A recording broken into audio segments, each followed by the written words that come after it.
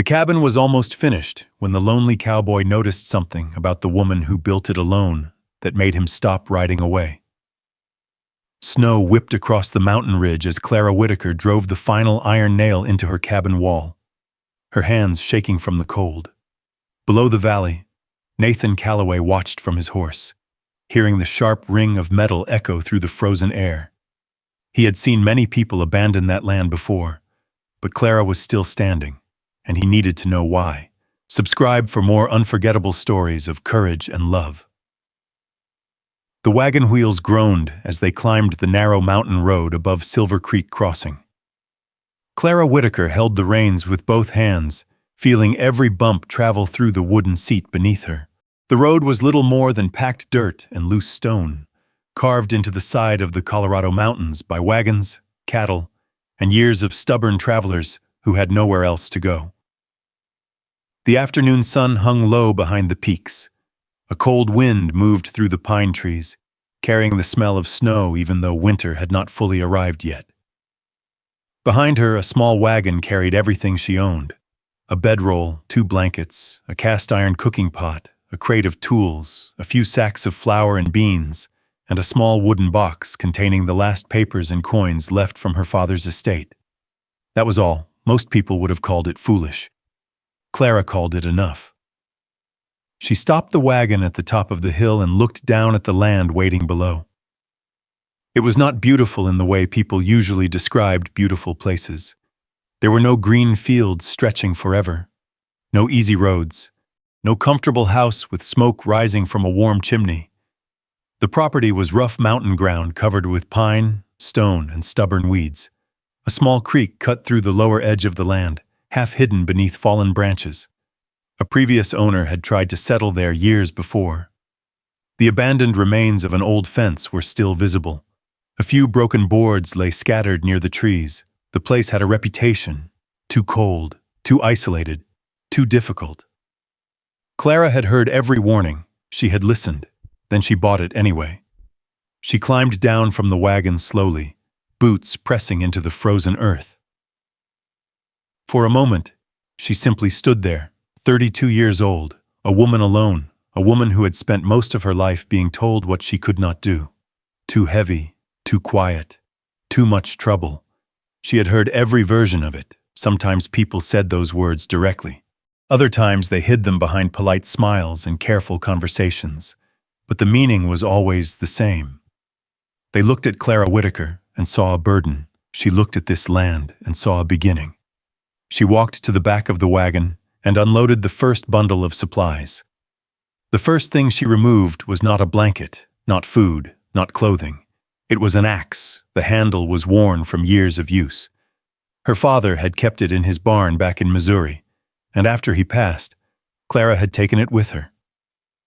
People had asked why. A woman traveling alone did not need an axe, they told her. Clara never bothered explaining. People who had already decided she would fail rarely listened to reasons. She carried the axe to the center of the clearing and pressed the blade into the ground. "This is where it goes," she whispered. "The cabin, her cabin, not borrowed, not rented, not a place where someone tolerated her presence, a home." The first strike of the axe echoed through the valley.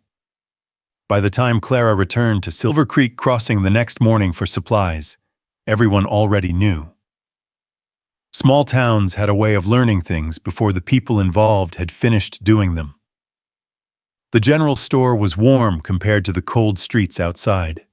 A wood stove burned in the corner, and the smell of coffee filled the room. Samuel Reed stood behind the counter, sorting nails into small wooden boxes. He was an older man with silver hair, rough hands, and the calm expression of someone who had spent his life working with things that could not be rushed. He looked up when Clara entered. "Morning, Miss Whitaker. Morning, Mr. Reed." She placed a list on the counter: flour, nails, rope, a new saw blade. Samuel glanced at the paper, then at her, then back at the paper. "You planning on doing some repairs?" Clara picked up a small bag of coffee beans from the shelf. "Something like that." Samuel studied her for a moment. He had already heard the talk. Everyone had. A woman bought the old Turner property. A woman planned to build. A woman alone. He lowered his voice. You know that land has been empty a long time? Yes. Winter comes hard up there. Yes, you'll be a fair distance from town. Clara placed the coffee on the counter. I know. Samuel nodded slowly. He was not laughing. That alone made him different from most. You've got family nearby? No. Friends.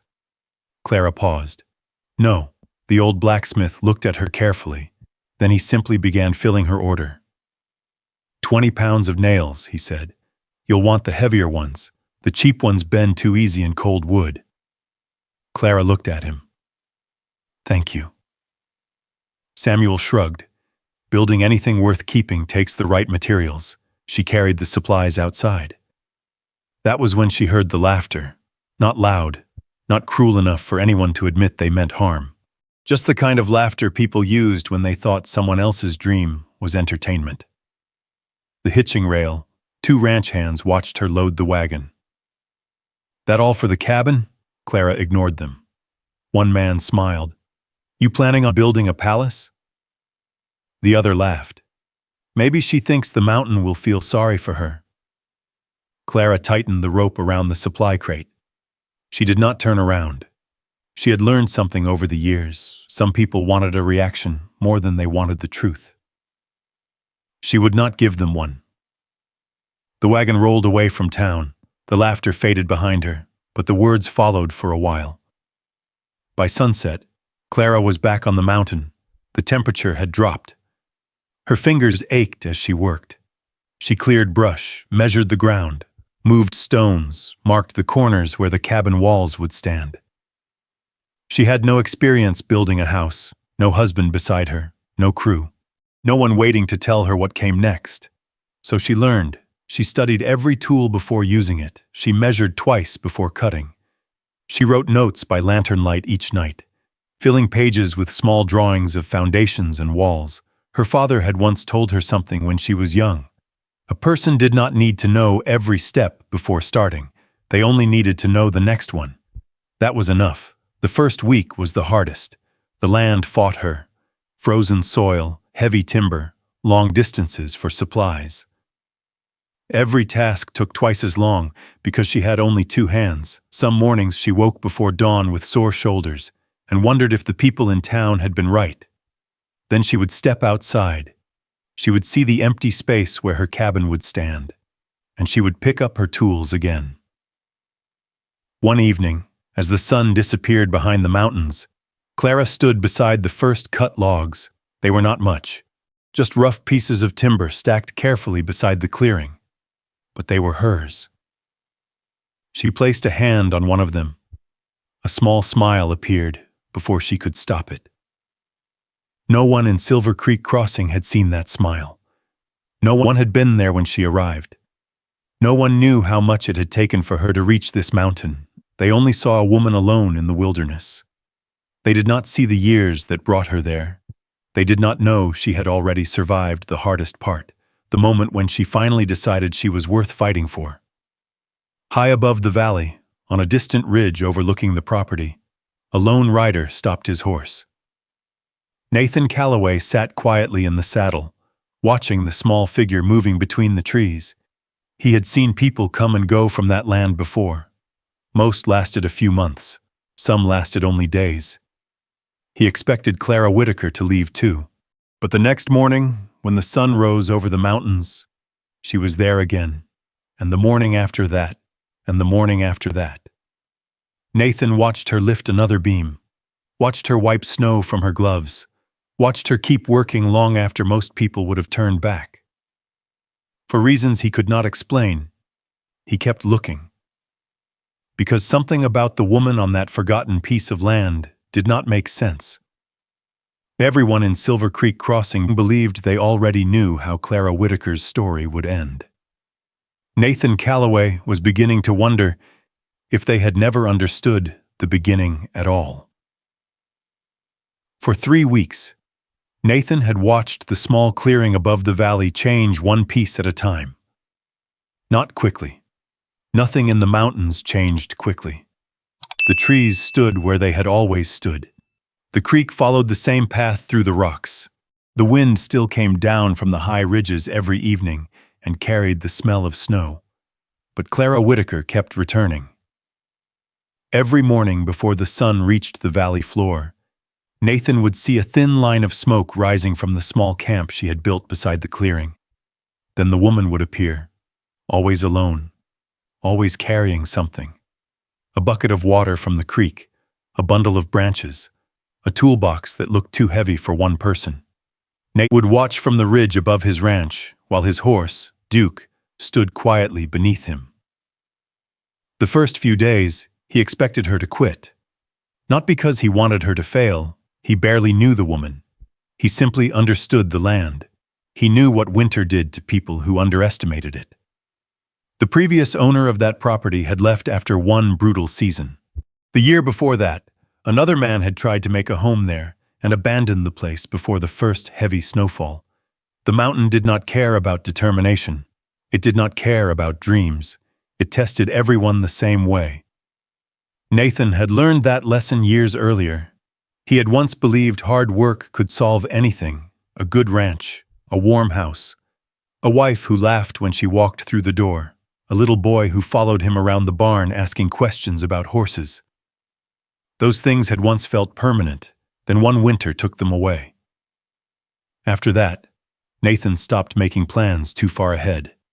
He kept his ranch running, he fed his cattle, he repaired fences, he traded with the merchants in Silver Creek Crossing when necessary. But he stopped belonging to the world around him. People noticed. They always noticed. Small towns were built on noticing. His neighbors knew Nathan Calloway had become quieter. They knew he no longer attended gatherings at the church hall. They knew he rarely stayed in town longer than needed. Some called him lonely. Some called him stubborn. Nathan did not care what they called him. Words from people who did not know what lived inside your house were easy to ignore. But Clara Whitaker was harder to ignore, because every day she did something that made no sense. She kept going. One morning, Nathan watched her struggle with a large section of timber.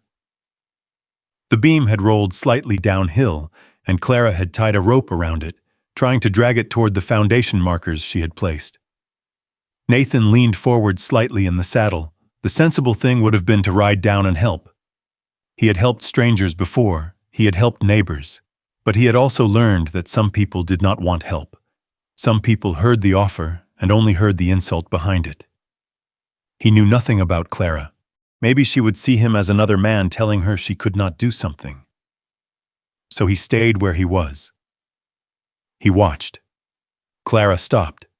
She rested one hand against the timber and looked at it for a long moment. Nathan expected frustration, maybe defeat. Instead, she walked back to her wagon. A few minutes later, she returned carrying a different rope arrangement she had made from old supplies. She changed the angle, adjusted the weight, tried again. The timber moved, not easily, not gracefully, but it moved. Nathan found himself sitting a little straighter. A small smile almost appeared on his face. Almost. He had forgotten what it felt like to be surprised by someone. That afternoon, he rode into Silver Creek Crossing for supplies. The town sat between two mountain roads, with a few dozen buildings spread around the main street.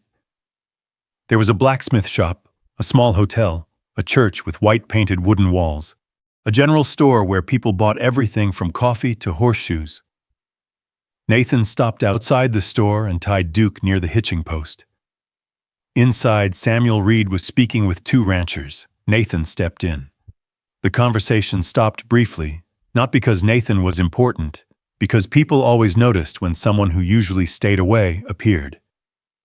Samuel nodded. Nathan, Samuel. The older man reached for a box of nails. Need anything? Feed, salt blocks, coffee.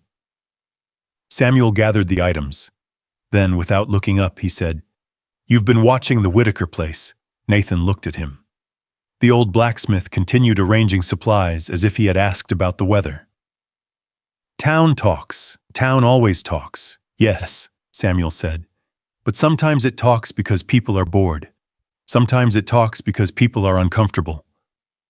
Nathan leaned against the counter. What are they uncomfortable about? Samuel finally looked at him. That she might actually do it. Nathan said nothing, because that was exactly what had been bothering him.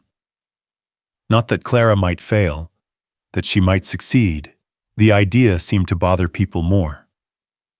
A woman arriving alone with no one to answer to made some folks uncomfortable. A woman refusing to accept the role they had chosen for her made them even more uncomfortable. Samuel placed the last bag of supplies on the counter. She bought that land for a reason. Nathan picked up the receipt. You know what that reason is? Samuel shook his head. No. A pause. But I know what it isn't. Nathan looked at him. She didn't buy it because she thought it would be easy. The words stayed with Nathan longer than he expected. That evening he returned to the ridge. The sky was turning orange behind the mountains. Clara was still working. She had built a small table from leftover boards and was sitting beside it, studying a piece of paper. Nathan wondered what she was writing. A list, a plan, a reminder. After a few minutes, she folded the paper and tucked it into her coat. Then she stood and began working again. The light faded. Still, she continued. Nathan watched until he could no longer see clearly. Only then did he turn Duke toward home. His ranch house sat lower in the valley, surrounded by barns and fenced pasture. It was a good place, a strong place, a place most men would have been proud to own. But when Nathan opened the door that night, the quiet inside felt heavier than usual. The kitchen table was still set for one person. The second chair remained pushed in. He walked past it. He always walked past it. He fed the stove, made coffee, checked the accounts from the ranch, did all the things that needed doing. But later, when he sat near the window facing the mountain, his eyes drifted back toward Clara's land. A small light flickered in the distance. Her lantern. She was still awake, still working. Nathan rested his hand against the edge of the chair. For 2 years, he had convinced himself that the safest way to live was to expect nothing. No disappointment, no loss, no reason to hurt again. Then Clara Whitaker arrived with a wagon full of tools and a piece of impossible land. And somehow, without saying a word to him, she had started challenging everything he thought he understood. The next morning, Nathan rode out earlier than usual. He told himself it was because he needed to check the northern fence line. That was true. It just was not the whole truth. When he reached the ridge, Clara was already there. She was standing beside the foundation markers, looking over the empty space where her cabin would someday stand. For the first time, Nathan noticed something different. She was not looking at the land like someone trying to survive. She was looking at it like someone already seeing the future. Nathan stayed quiet. Then Clara bent down, picked up her axe and began working. The sound carried through the valley. One strike, then another. Nathan watched, and for reasons he could not explain, he found himself waiting to hear the next one. Because somewhere between the first log and the 100th swing of that axe, Clara Whitaker had become more than a stranger on a mountain. She had become a question Nathan did not know how to answer. And for the first time in years, he wanted to know the answer. The mountains had a way of changing their minds quickly. A morning that began with clear skies could become dangerous by afternoon. A quiet breeze could turn sharp enough to cut through a wool coat. Clouds could gather behind the peaks and cover the valley before a person had time to prepare. Nathan knew that better than most. That was why, on the morning the storm arrived, he noticed it before anyone else in Silver Creek Crossing. The horses noticed first. Animals always did. The cattle moved closer together near the southern fence line. The birds disappeared from the trees. Even Duke lifted his head from the feed bucket and looked toward the darkening mountains. Nathan stepped out of the barn and looked toward Clara's property. The sky above her clearing had changed. A heavy gray line stretched across the western ridge. Snow was coming, not the gentle kind that covered rooftops and made the valley look peaceful, the kind that arrived with force, the kind that could trap a person miles from shelter. Nathan leaned against the barn door for a moment. He told himself he was only watching because he knew the weather.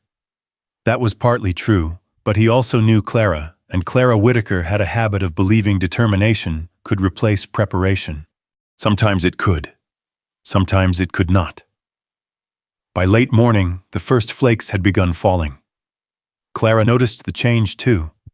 She stood beside the half-cleared foundation area, looking upward while snow landed on her coat sleeves. She had spent the last several days cutting and stacking timber. The cabin was still only an idea made of measurements and piles of wood. But she could see it. The walls, the windows, the small corner where she would place her father's old wooden chair. That was the thing people did not understand. They thought a house began when the first wall went up. Clara knew better. A home started long before that. It started the moment someone decided they deserved one. She pulled her scarf tighter around her neck and looked at the remaining work. The sensible choice would have been to return to town. Mrs. Whitaker's boarding room was not comfortable, but it was warm. The road was still passable. She could come back tomorrow, but tomorrow was not guaranteed in the mountains. A strong wind could cover the road overnight. A delivery of supplies might be delayed. A week of progress could disappear because she had lost one day. Clara looked at the stacks of lumber she had spent weeks collecting. Then she looked at the small shelter she had built beside the clearing. It was nothing impressive. 4 walls made from leftover boards, a canvas roof, a small stove, enough to survive, not enough to be comfortable. She nodded once. "Tonight, then," she whispered. She moved quickly. She covered the lumber with canvas, checked the ropes, moved her tools inside. The snow came harder. By late afternoon, the mountain disappeared behind a curtain of white. Clara stepped back into the shelter and closed the door. The wind pushed against the walls. She placed another piece of wood into the stove and watched the small flame fight against the cold. For a moment, she allowed herself to sit. Her hands rested in her lap. They were rough now, different from the hands she had arrived with. There were small cuts across her fingers, calluses where there had once been softness. She looked at them quietly. Then she stood again. The roof needed checking. The shelter needed reinforcing. Stopping for too long was dangerous. Outside, the storm grew louder, and far above the valley, Nathan saw the same thing. The small light beside Clara's unfinished cabin was still burning. He had been preparing his own ranch for the storm. The animals were secured. The water lines were checked. Extra firewood had been moved inside. Everything was ready. Everything except his mind. Because he kept looking toward that light, he knew what he should do: stay home. The woman had not asked for help. She had made that clear from the beginning. Clara Whitaker did not want someone riding in and taking over her life. Nathan understood that, maybe better than anyone. But he also knew the difference between respecting someone's independence and ignoring danger. He remembered standing alone after losing his family. He remembered how many people assumed he wanted to be left alone. The truth was more complicated. Sometimes people did not need to be saved. Sometimes they only needed someone to show up. Nathan saddled Duke. The horse shifted as the wind picked up. "You and I both know this is a bad idea," Nathan said quietly. Duke only looked at him. Nathan pulled his coat tighter. "I know." A few minutes later, he was riding toward the mountain. The storm fought every step. Snow gathered on his hat and shoulders. The trail that had been easy that morning was already becoming difficult to follow. But he kept going. When Clara heard the horse, she froze. At first, she thought she imagined it. The wind played tricks in the mountains. Then she heard it again, a horse, someone approaching. Her hand moved quickly toward the rifle leaning beside the door. She waited. The rider appeared through the snow. Nathan Calloway. Clara stepped outside. The cold hit her face immediately. Nathan stopped several yards away. Neither of them spoke for a moment. Then Clara raised her voice over the wind. "What are you doing here?" Nathan removed his gloves slowly. "Storm's getting worse," I noticed. A small pause. "I can handle it." Nathan looked past her toward the shelter, then back at her. "I know," the answer surprised her. Most men would have argued. Most men would have explained why she could not manage alone. Nathan did not. He simply looked at the storm, then at the piles of timber. "You'll lose the lumber if that cover comes loose." Clara glanced behind her. The canvas was already pulling hard against the ropes. She knew he was right. She did not like that he was right, but she respected truth when she heard it. "What are you offering?" Nathan looked toward the second horse he had brought behind him. A pack animal carried supplies, not taking over. She studied his face. Then what? Helping. The word sat between them, simple, no pride, no expectation. Clara kept watching him. "You've been watching me." Nathan did not deny it. "How long?" "About 3 weeks." Her expression tightened slightly. Why? For once, Nathan had no easy answer. The wind moved between them. Finally, he said, "Because I couldn't understand how you were still standing." Clara said nothing. Nathan looked toward the cabin site. "Everyone in town decided you would fail before you even started." His voice stayed calm. "I thought they might be wrong." That was not the answer she expected. Not pity, not concern, not judgment, just honesty. The snow continued falling. Clara looked at the storm, then at her lumber, then back at Nathan. "You know how to tie down a roof?" A faint change crossed his face. Almost a smile. "Yes, ma'am." "Good." She stepped aside. "Then help me before the mountain takes everything we've built." Nathan climbed down from the horse, not ahead of her, beside her. For the next several hours, they worked. They did not talk much. There was no need. Nathan held beams steady while Clara secured them. Clara adjusted the ropes while Nathan reinforced the weak points. They moved around each other carefully, learning each other's rhythm. She noticed he never grabbed a tool from her hand, never told her where to stand, never acted like he had arrived to fix her problem. He simply worked. And Nathan noticed something too. Clara was tired. Anyone could see that, but she never complained. When her hands became stiff from the cold, she warmed them briefly and returned to the work. When a board slipped, she adjusted. When something went wrong, she solved it. Not loudly, not dramatically, just quietly. The way people do when they have been carrying themselves for a long time. By nightfall, the storm reached its strongest point. The lumber was secure. The shelter was reinforced. The two of them finally stepped inside. The small room felt even smaller with another person there. Clara lit the stove. Nathan sat near the opposite wall.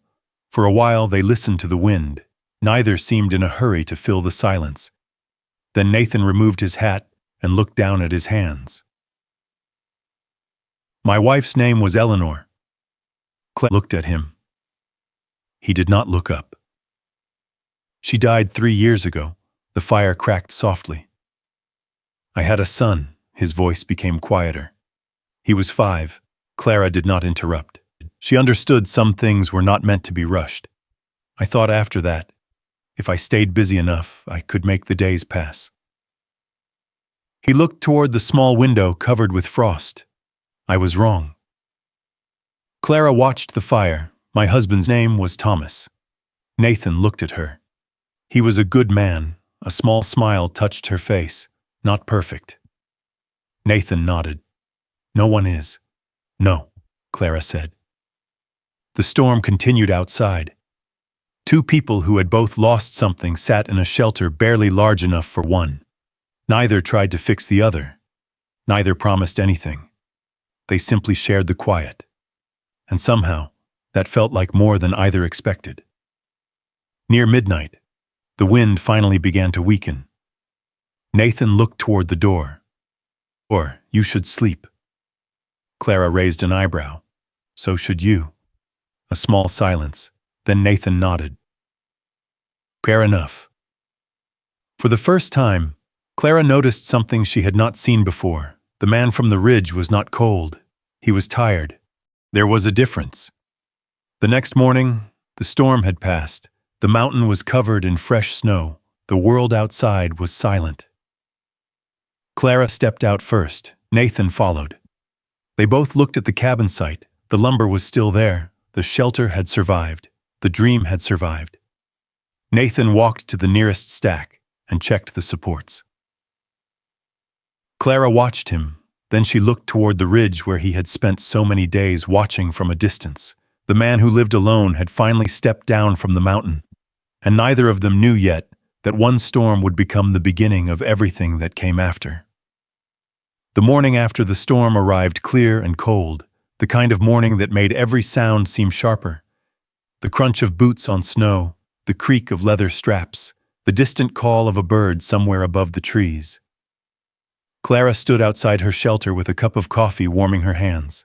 The coffee was stronger than she liked, but after a night spent listening to the wind push against thin walls, she considered it a luxury.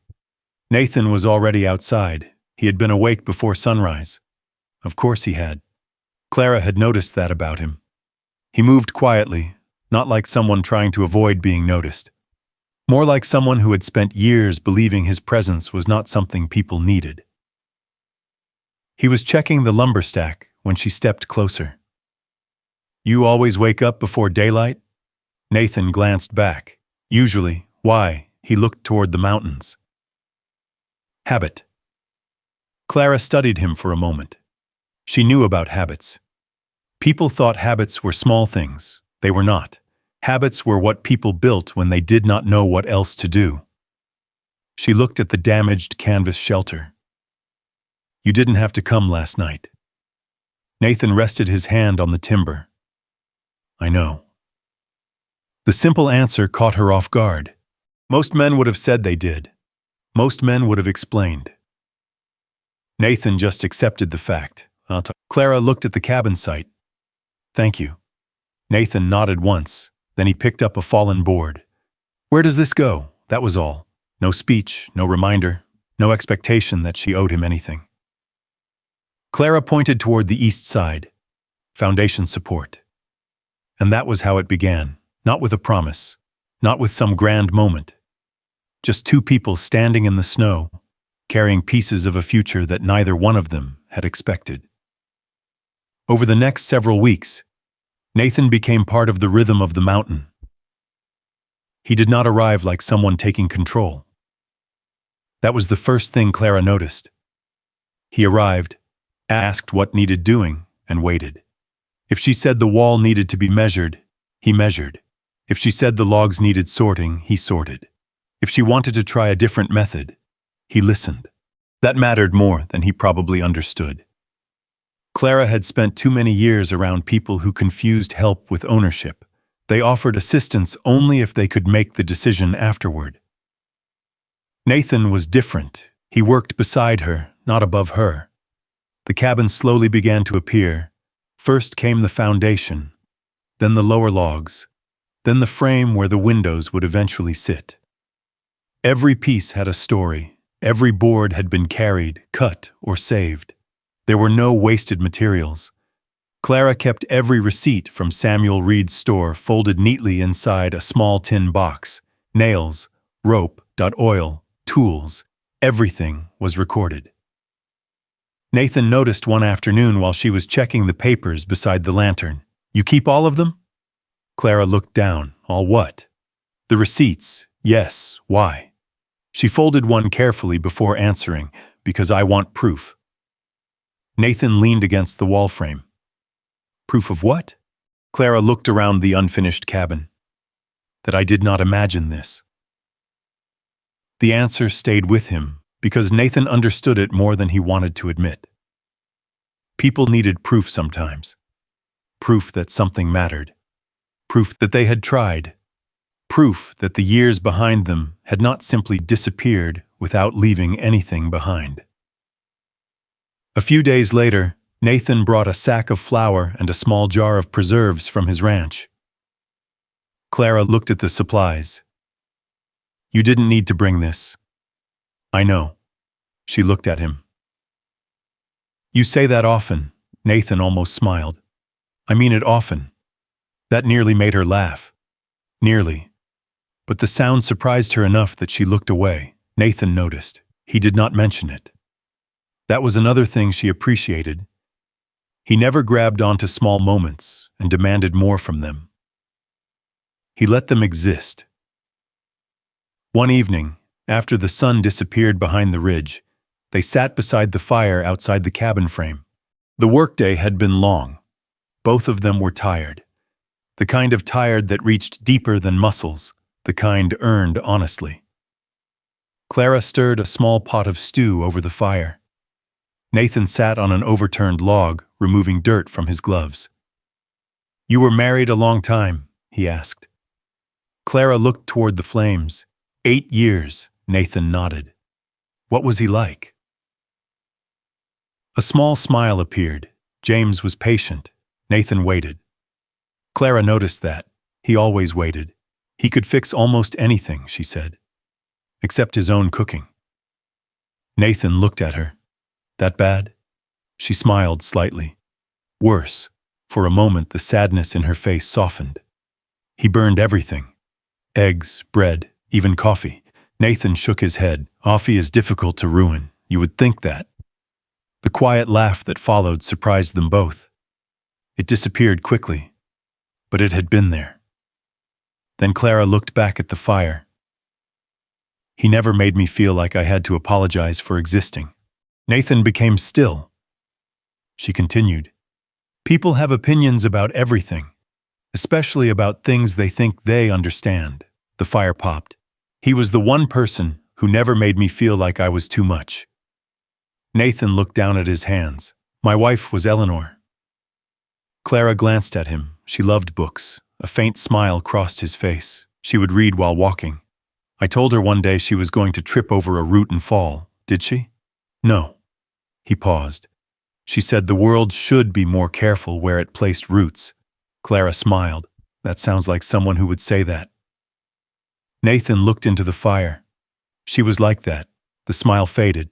She and our son were everything I had.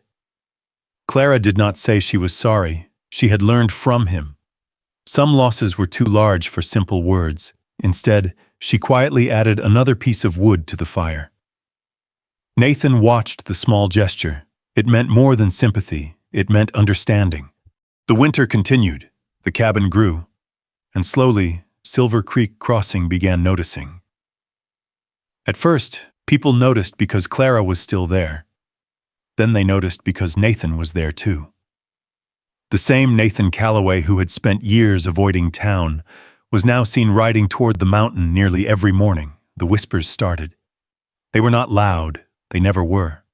But Clara heard them at the general store, near the water pump. Outside the church. She heard the pauses when she entered a room. She heard the conversations that suddenly changed. Nathan noticed too. One afternoon, while they were setting a heavy beam into place, he stopped. What? Clara looked at him. He nodded toward the valley. People, she shrugged. They always have something to say. Nathan studied her. Doesn't it bother you? She placed another nail into position. Sometimes. That honesty surprised him. Then she continued. But being bothered and being controlled are different things. Nathan looked at her for a long moment. That was the first time Clara realized he was not simply watching her work. He was learning from her. Near the end of the month, Nathan brought his sister Martha to the mountain. Clara had heard about her. Martha Calloway was practical, direct, and known for speaking exactly what she thought. She stepped out of the wagon wearing a dark wool coat and looked at the rising cabin walls. Then she looked at Clara. So you're the woman who has my brother leaving the house before sunrise. Nathan sighed. Martha, she ignored him. Clara wiped her hands on her apron. Nice to meet you, Martha studied her. Not rudely, carefully. Then she looked around the property, at the foundation, at the stacked lumber, at the tools arranged neatly beside the work area. "You built all this?" Clara nodded, "with help." Martha glanced at Nathan, then back at Clara. That answer seemed to matter. "Well," Martha said, "that's a better answer than most people would give." Nathan looked away. Clara almost smiled. By sunset, Martha had helped prepare dinner. She asked questions, not about Clara's size, not about why she was alone, not about the things the town whispered. She asked about the cabin, the land, the plans. And when Martha left that evening, she paused beside Nathan's horse. "You look different." Nathan adjusted the saddle strap. "I'm still the same." Martha shook her head. "No." She looked toward Clara, who was locking the tool chest. "You're just finally looking at something other than what you lost." Nathan did not answer. But later that night, riding back through the dark valley, he thought about those words. Because the truth was, he had spent years protecting the memory of what was gone, so carefully, so completely, that he had forgotten there could still be something ahead. And high above Silver Creek Crossing, Clara stood inside the unfinished walls of a cabin that had once been nothing but empty ground. She placed her father's old chair beside the wall, the first piece of furniture inside her future home. Then she looked around. The cabin was not finished, not even close. But for the first time in many years, Clara Whitaker was not only building a place to live. She was building a place where someone else had begun to imagine staying. The thought would have frightened her once, not because of Nathan, because of what hope required. Hope asked people to open doors they had spent years keeping locked, and Clara had learned that locked doors were sometimes the only thing standing between a person and another disappointment. Still, as the weeks passed, she found herself leaving a second cup beside the coffee pot in the morning. She never mentioned it, Nathan never mentioned noticing, but somehow, the cup was always there when he arrived. The cabin continued rising from the mountain earth. By early spring, the walls stood high enough to block the sharp valley winds. The window frames had been fitted. The roof beams were secure. Clara had even managed to build a small wooden shelf beside the fireplace where she kept her father's old Bible, her receipts, and a small photograph wrapped in cloth. It was becoming a home, not just a shelter, a home. Nathan noticed the difference. He noticed everything. He noticed that Clara hummed quietly while working when she thought no one could hear. He noticed she always repaired her gloves before replacing them, even when the leather was worn thin. He noticed she saved every scrap of wood because she hated wasting something that still had a purpose. And he noticed that when people in town looked at her with doubt, she never lowered her head. She simply looked back. One afternoon, Nathan rode into Silver Creek Crossing for supplies. The town looked the same as it always had. The wooden sidewalks, the faded signs hanging above storefronts, the blacksmith shop where Samuel Reed's hammer rang against hot iron from morning until evening, the diner where ranch hands gathered after long days on the range. But Nathan felt different walking through it. Years ago, he would have kept his eyes down. He would have bought what he needed and left. That day, he found himself hearing conversations he had ignored before. Two ranchers stood outside the feed store. "That woman still building up there?" "She is." A short laugh followed. "Winter will teach her." Nathan stopped. The men noticed him. Their voices changed. That was something people did when they realized the person they were speaking about was standing nearby. Nathan looked at them. "She's doing fine," neither man answered. Nathan continued toward the store. Inside, Samuel Reed was sorting horseshoes behind the counter. The old blacksmith looked up. "Morning, Nathan." "Morning, Samuel." Samuel glanced toward the window. "You hear folks talking?" Nathan set a list of supplies on the counter. "I hear plenty." Samuel smiled faintly. Funny thing about this town. What? People spend so much time predicting how others will fail, they forget to notice when someone succeeds. Nath looked down. That sounded like something Clara would say. Samuel reached for a box of nails. You know that land she bought? Nathan nodded. What about it? Samuel hesitated. That alone caught Nathan's attention. Samuel Reed was not a man who hesitated often. There have been questions about it. Nathan looked up. What kind of questions? Ownership questions. The blacksmith placed the box on the counter. Nothing official yet. Just talk. Nathan frowned. Who's asking? Samuel did not answer immediately, but he did not need to. Nathan already knew. Richard Voss, the name carried weight in Silver Creek Crossing. Richard owned thousands of acres of grazing land. His cattle filled the valley, his money built roads, funded supplies, and kept many people employed. People respected him, some because they admired him, others because they understood what happened when a powerful man decided you were in his way. Nathan picked up the box of nails. Thanks, Samuel. The old blacksmith watched him. You planning on asking questions? Nathan looked toward the door.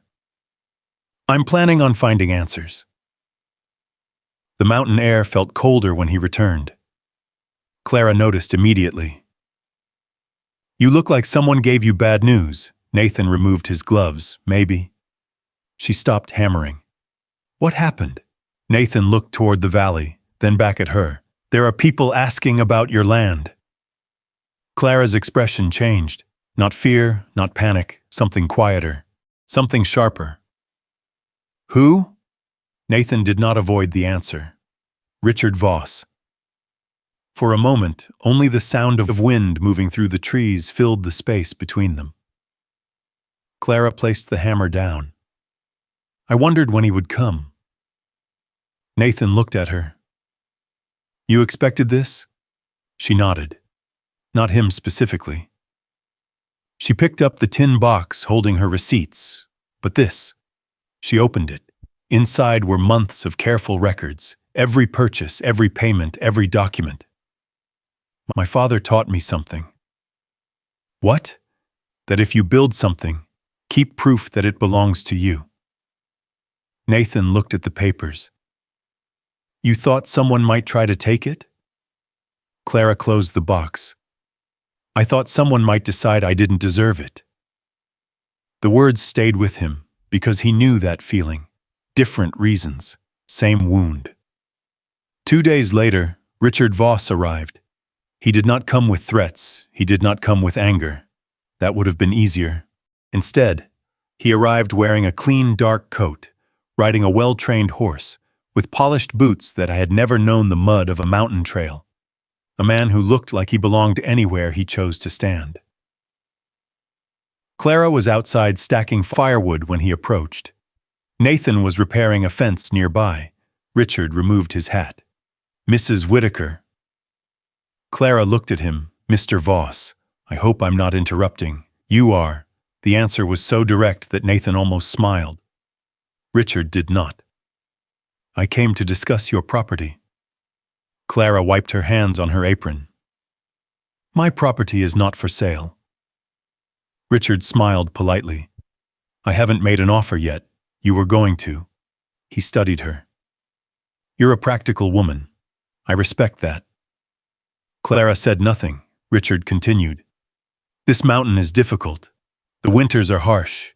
The nearest supply road is several miles away. I know. And your nearest neighbor is even farther. I know that too. Richard glanced toward Nathan, then back to Clara. You have worked hard. I can see that. The compliment sounded almost real. Almost. But sometimes hard work does not mean a person should keep carrying a burden. Clara's face remained still. This cabin is not a burden. Richard looked around. The unfinished walls, the stacked lumber, the small garden area she had started preparing. You may not realize the value of this land, Nathan stepped closer. She knows exactly what it's worth. Richard ignored him. There is a spring running beneath this property. Clara's eyes narrowed slightly, the first true surprise she showed. Richard noticed. I thought perhaps you knew. The silence changed. Nathan looked toward the mountain slope, the spring, that was why, not the cabin, not the land, the water. A mountain spring that could support cattle routes through the valley. Richard wanted control of it. Clara folded her arms. And what exactly are you offering? Richard named a number. It was more money than Clara had ever held at one time. Enough to buy another piece of land. Enough to live comfortably. Enough to walk away from every hardship she had endured. Nathan watched her carefully. He expected hesitation, even temptation. But Clara only looked toward the cabin, the walls she had raised, the ground she had cleared, the place where she had finally stopped asking whether she belonged. Then she looked back at Richard. No. Expression shifted slightly. Mrs. Whitaker, I think you should consider this carefully. I have. You could start over somewhere easier. Clara looked at him. I already did. The answer was quiet, but it carried more weight than anger. Richard looked at Nathan again. Something passed between them, something old, something Nathan did not understand yet.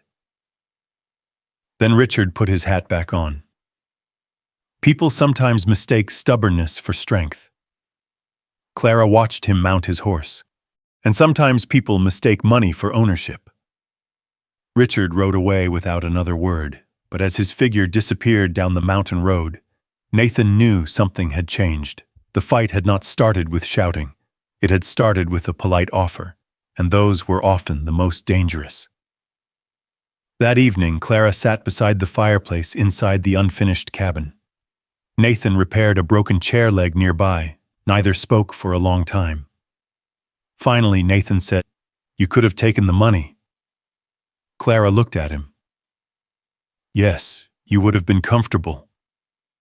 She looked around the small room, the uneven walls, the handmade shelves, the tools resting beside the door. Then she shook her head. No, Nathan waited. Clara touched the wooden frame beside her. Because this is the first thing I ever built that nobody gave me permission to have.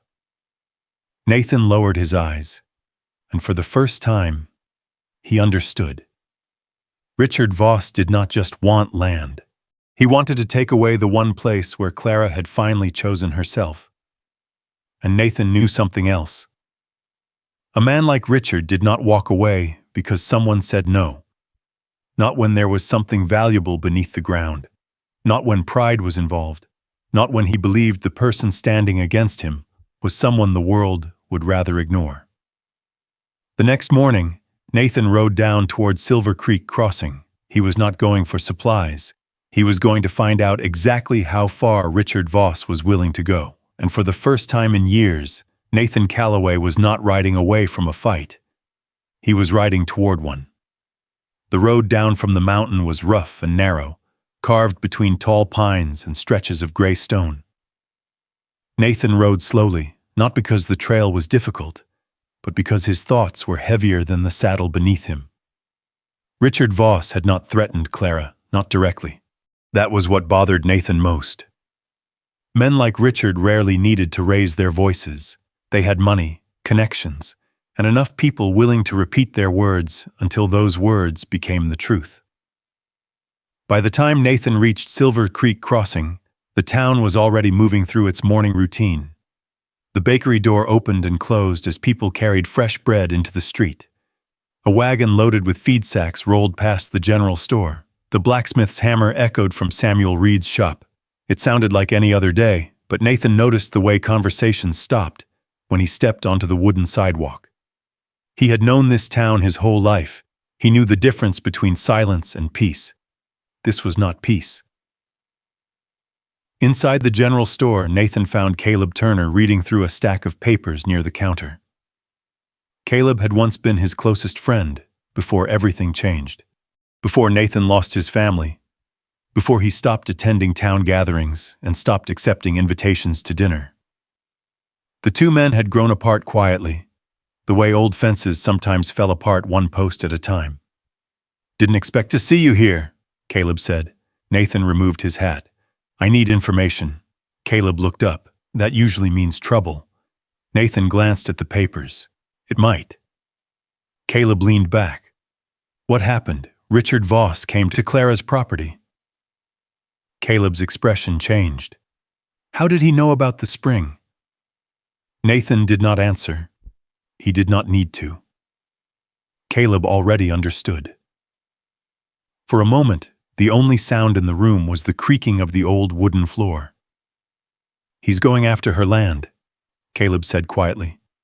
Nathan nodded. "Can he?" Caleb looked away.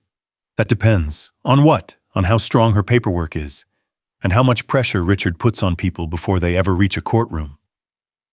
Nathan's jaw tightened. "What does that mean?" Caleb sighed. "It means sometimes a person loses before a judge ever sees their case." Nathan knew exactly what he meant. Rumors, fear, loneliness. Those things could destroy someone just as easily as a bad decision. Outside, Samuel Reed stood near the blacksmith shop, watching the town. Nathan walked over. "You knew." Samuel looked at him. "I suspected." "About Richard?" The old blacksmith nodded. "He's been buying up pieces of land around that valley for years." Nathan frowned. "Why didn't anyone stop him?" Samuel looked at the street. "Because most folks don't fight a man who can make their life harder." Nathan was quiet. Samuel studied him. "But you're different now." Nathan almost laughed. "No, I'm exactly the same." Samuel shook his head. "No." The old man picked up a horseshoe from the table. "You're just finally tired of being the man who walks away." The words followed Nathan all the way back up the mountain.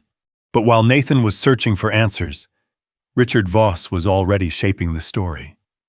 By the end of the week, people in Silver Creek Crossing were talking, not about the spring, not about Richard's offer, about Clara. At first, the whispers were small, a comment near the feed store, a sentence at the diner, a question asked with a false look of concern.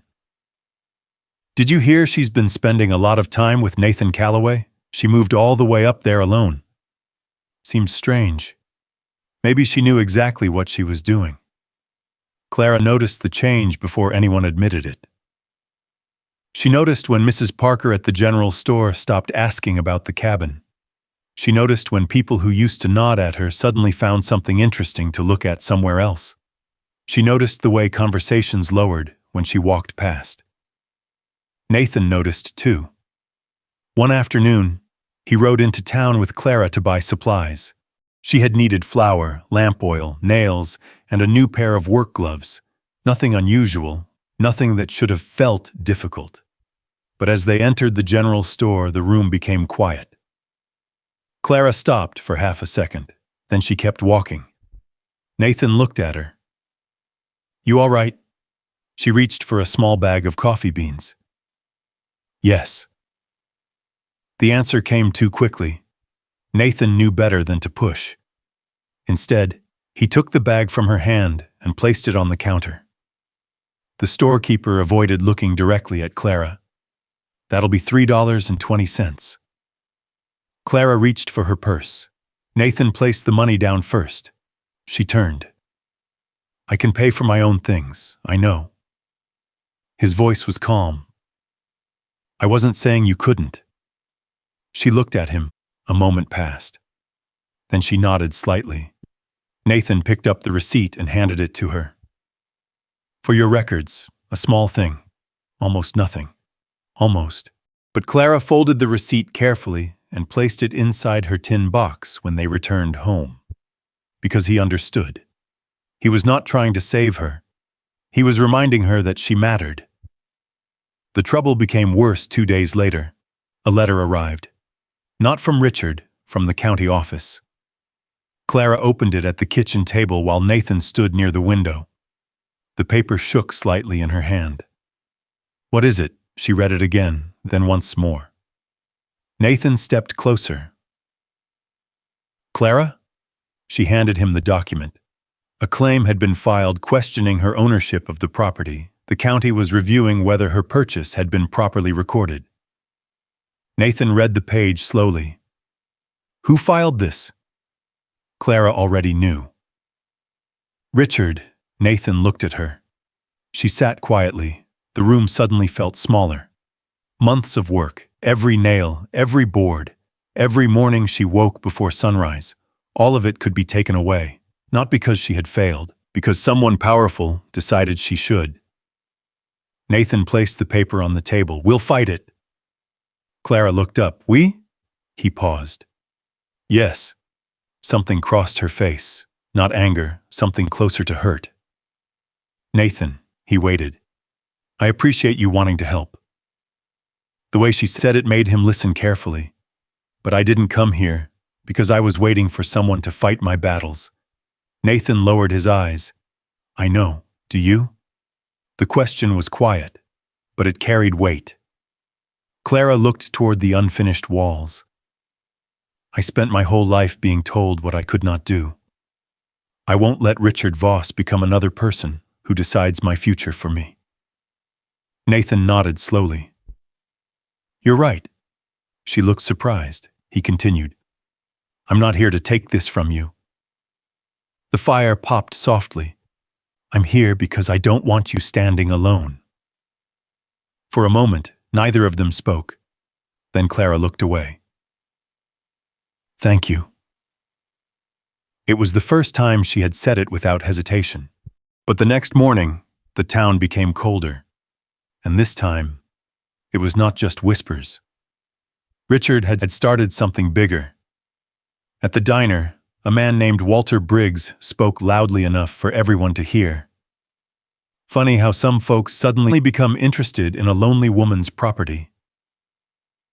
The room went quiet. Nathan was not there. Clara was. She stood near the door holding a sack of supplies. Walter looked at her. "I didn't mean anything by it, but everyone knew he did." Clara walked to the counter, set down her money, picked up her order, and left. She did not argue. She did not cry. She did not give anyone the satisfaction of seeing them break her. But when Nathan found her later that afternoon, she was sitting beside the cabin with the unopened county letter beside her. The mountains stretched around them, beautiful, silent, unforgiving. Nathan sat down nearby. Neither spoke for a long time. Finally, Clara said, "I thought building the cabin would be the hardest part." Nathan looked at her.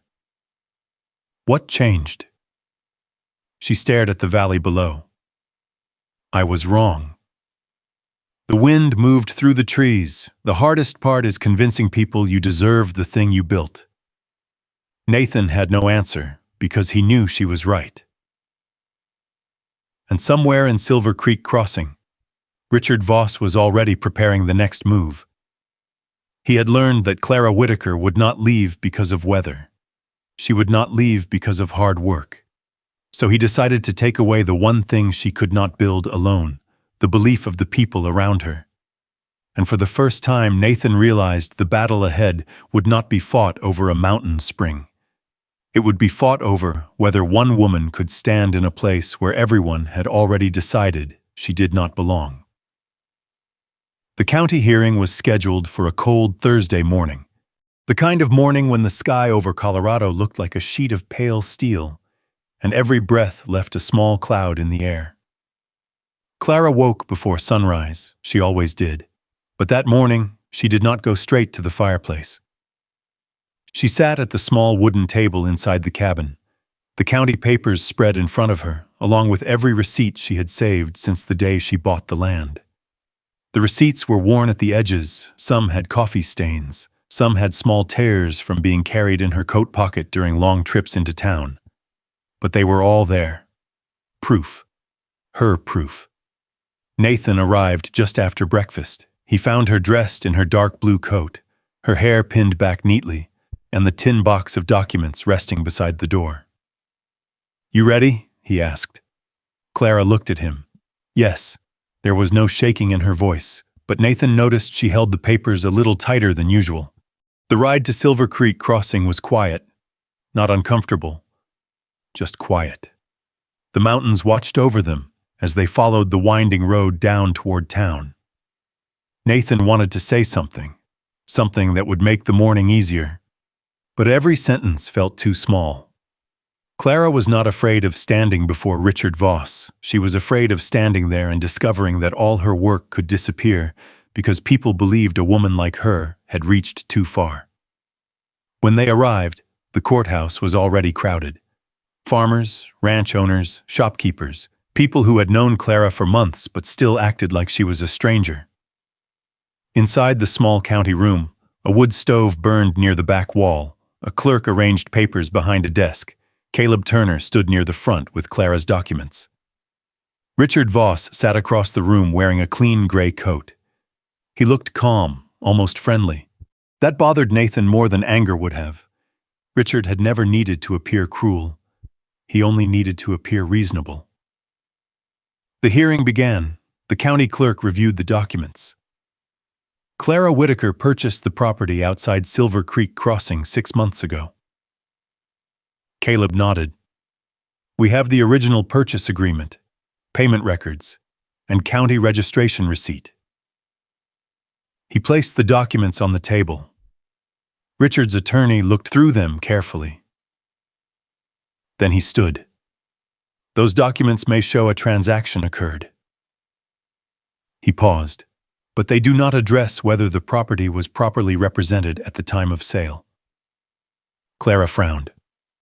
What does that mean? The attorney turned toward her. It means there are questions about whether you understood the full value of the land you purchased. Nathan looked at him. She understood enough to pay for it. The room became quiet. The attorney ignored him. Mrs. Whitaker, did you know there was a natural spring running through the property? Clara hesitated. No. Oh, and if you had known, I would have still bought it. The attorney smiled slightly. Because of the spring? No. Clara looked toward the window. Because it was mine. A few people shifted in their seats. Richard watched her carefully. The attorney continued. You have no experience managing a ranch. No. You have no history maintaining large mountain property. No. You arrived alone with limited resources. Yes. And yet you believe you can claim this land permanently? Clara looked at him. I do. The room became silent. Then Richard stood. Perhaps everyone here should consider the practical situation. His voice was gentle. Too gentle. This is not about taking anything from Mrs. Whitaker.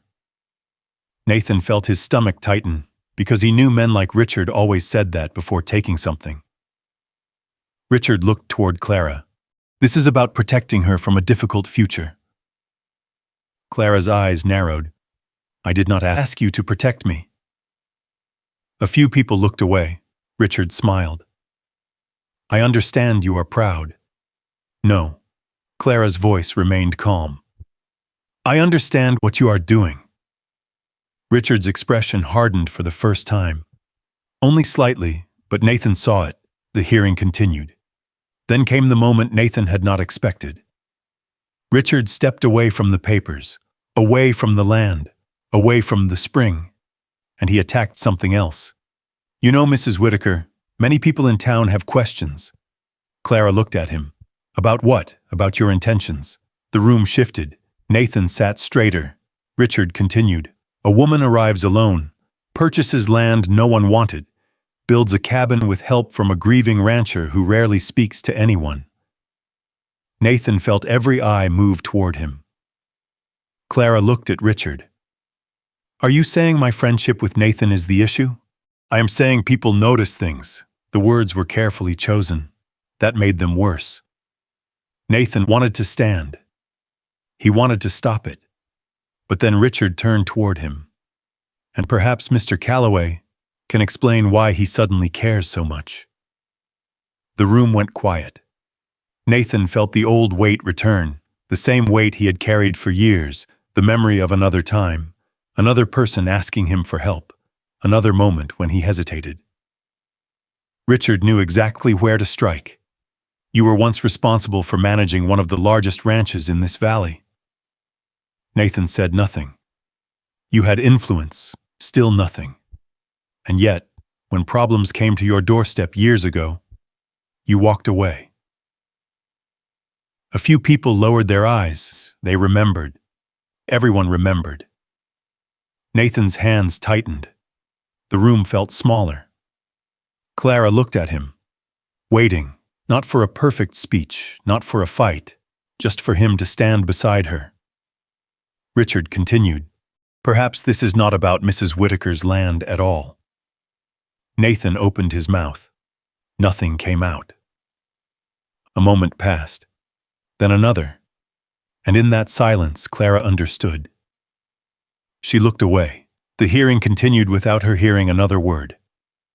Caleb presented the documents. The county clerk reviewed the evidence. The claim against Clara was delayed pending further investigation. Technically, she had won the day, but when they stepped outside the courthouse, she did not look relieved. She looked tired. Nathan followed her into the street. "Clara," she stopped, but she did not turn around. "I was going to say something, I know." Her answer was quiet. Nathan lowered his head. "I should have."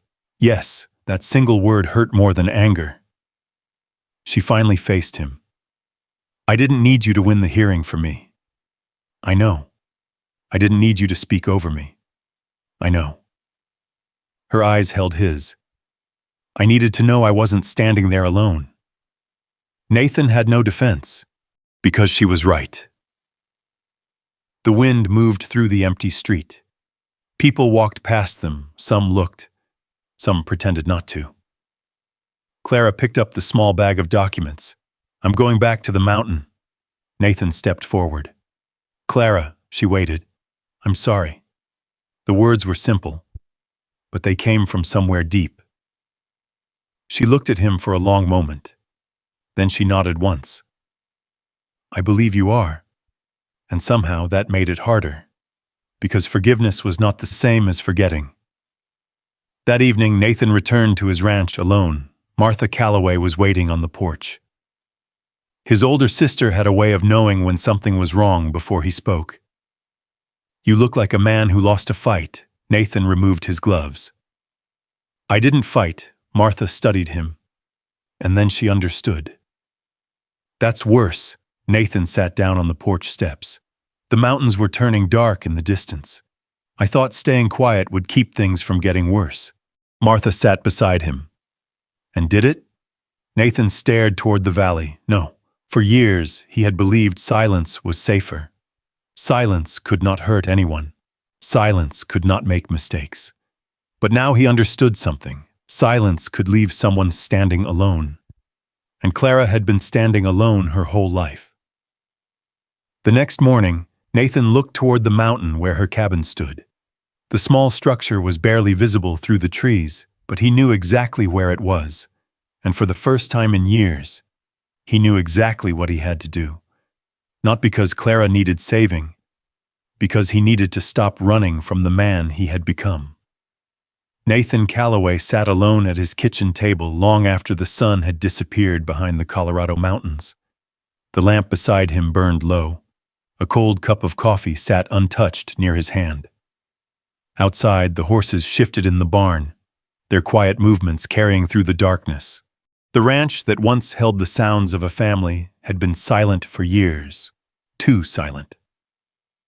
Nathan looked around the room, the same wooden walls, the same chair near the window, the same empty place where another cup used to sit.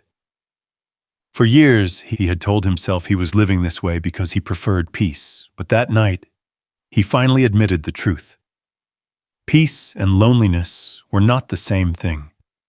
He had confused them for too long. Martha found him there the next morning. She walked into the kitchen carrying a basket of fresh bread from town and stopped when she saw the untouched coffee. "You didn't sleep." Nathan looked up. "No." Martha placed the basket on the counter. Was it because of Clara? Nathan did not answer. His sister did not need one. She poured herself a cup of coffee and sat across from him. You know what your problem is? Nathan gave a tired smile. You've been waiting years to tell me? Actually, I have. That almost made him laugh. Almost. Martha looked at him carefully. You think making a mistake means you have to spend the rest of your life proving you regret it. Nathan looked down. I failed someone once. Yes, the honesty surprised him, Martha continued. But you are starting to believe that failure is the only thing you are. Nathan stayed quiet, because that was exactly what he had done. Years earlier, before his wife and son were gone, Nathan had been the kind of man people came to when they needed help. He had a strong ranch, a respected name, neighbors trusted him. Then a smaller rancher came asking for help. The man's land was being pressured by someone with more money and more influence. Nate had promised to look into it. He had promised to help, but then came a bad season, a sick herd, problems at home. And before he knew it, the moment had passed. The neighbor lost his land. Nathan never forgot it. After losing his family, he convinced himself that staying away from people was the only way to avoid causing more damage. Martha listened as he finally said it out loud. All these years, Nathan whispered, I thought if I kept my distance, nobody would have to pay for my mistakes. Martha shook her head. You know what happens when you always stand back? Nathan looked at her. What? Someone else stands alone. The words stayed with him. Later that afternoon, Nathan rode to Silver Creek Crossing, not to confront Richard, not yet. First, he went to Samuel Reed. The old blacksmith was repairing a wagon wheel when Nathan arrived. I wondered when you would come, Samuel said. Nathan stepped down from his horse. You knew, Samuel smiled faintly. I'm old, not blind. Nathan looked toward the town. Richard has done this before. Samuel's hands slowed. Yes, with settlers, Samuel nodded. Small ranchers, widows, families who didn't have the money to fight him. Nathan's expression hardened. Why didn't anyone tell me? Samuel looked at him. Because you weren't listening. The answer stung, but Nathan did not argue. Samuel set the wheel aside. Richard does not always steal land by force. He makes people doubt themselves first. Nathan thought of Clara sitting alone outside her cabin, the county letter beside her. The way she had said she did not need someone to fight her battles, only someone who would stand beside her. Who has proof? Nathan asked. Samuel studied him. You're serious? Nathan nodded. I should have stood up before. The blacksmith looked at him for a long moment. Then he reached beneath the counter and pulled out a small wooden box. Inside were papers, old letters, copies of land notices, receipts, names. I kept what people threw away. Nathan looked through them. How? Samuel shrugged. People forget old blacksmiths hear everything. For the first time in days, Nathan felt something other than regret. Purpose, but he knew evidence alone would not be enough. Richard Voss had spent years building trust. Breaking that would require more than papers. It would require people. That evening, Nathan rode back toward the mountain. The sun was low when he reached Clara's cabin. She was outside splitting wood. She saw him approach, but did not stop immediately. Nathan waited until she finished. That mattered. He did not step in. He did not grab the axe. He did not tell her what to do. When she finally set the tool down, she looked at him. You came back. Nathan removed his hat. Yes, the silence between them was different now, not cold, just careful. I owe you an apology. Clara looked away toward the trees. You already gave me one, I know. Nathan stepped closer. But I don't think I understood what I was apologizing for. She looked back. He continued. I thought I was afraid of Richard. Clara said nothing. I wasn't. The The wind moved through the pines. I was afraid of failing again. That changed something. Not everything, but something. Clara leaned against the cabin wall. What happened? Nathan told her. Not every detail, not every memory, just enough. The neighbor, the promise, the silence.